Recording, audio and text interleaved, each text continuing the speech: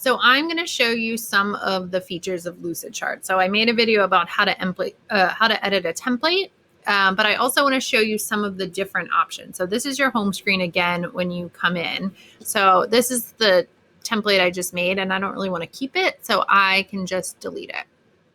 These were things I was kind of playing around with this summer. So this was kind of something I had taken an original thing and sort of edited it, and here's what I ended with.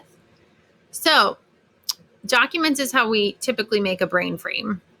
And so templates are things that are going to be really helpful with pre-formatted things, which could be really helpful for our students so they don't have to spend the time like making the brain frame. We know that's important for language, but if our kid is slower and they're spending their whole class worrying about the formatting, they're not getting the content in there. So it also is helpful because you can make your own infographics and timelines or visuals or graphs for your students. And it's a way to present content that's really visual with not as much language.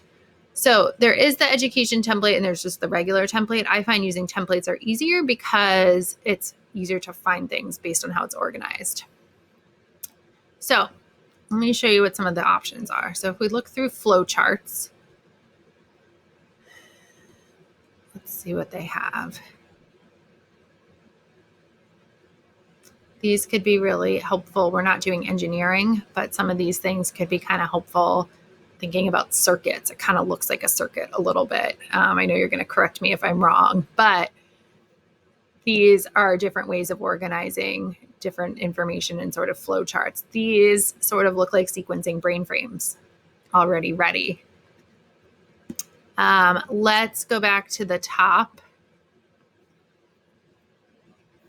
And we can do things like timelines. Let's hope if I typed it correctly. Okay. So let's see what shows up if you needed to do a timeline. So here are some of your options. I've used this one and you can just delete the pictures or change the icons. Here's a blank one where you just can put dates in, and that's really helpful because it shows the information in chronological order.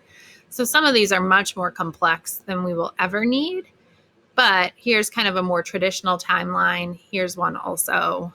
Here's one where if you wanted to put details about events, that could be really helpful.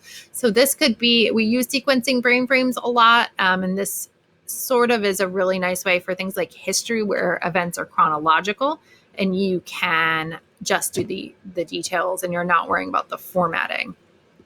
So if we go back to the home part of the templates, we can also see things like Venn diagrams, which you know that I love.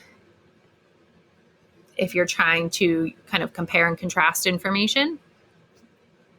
Some of these are pretty complex, but you could do sort of compare and contrast using a simple Venn diagram like this, and it kind of looks really pretty. These are really great tools if students are doing presentations and are sharing information in a way that's visual without putting a lot of information on slides. So they could use something like this and do compare and contrast really quickly and easily. They don't have to worry about the formatting. They just have to plug the information in. So I really like that. There's no personal one. So let's see what some of the other templates are that I can show you. So I'm curious, how do you think you could use this? So this is kind of like what a regular brain frame sort of looks like. And here's how you can bring it up a notch with kind of some colors and visuals as well. So here's one about brainstorming ideas. Let's see what comes up with that. They also have blank ones. So if you see like a blank Venn diagram or a blank mind map, you can kind of use that. Some of these are kind of like categorizing brain frames already made. This like red and gray and blue one could be kind of cool if you're making like a Jeopardy game, or if you're making something where you sort of need to highlight information. These brainstorming boards, I haven't used them, but I think you can actually move this information around. So that's something, if we're interested, we can play around with it. This bubble map, kind of like a telling brain frame, we would want to remind kids that we don't need the lines in the middle. But some of these are really nice way. Here's a great compare and contrast one as well. So some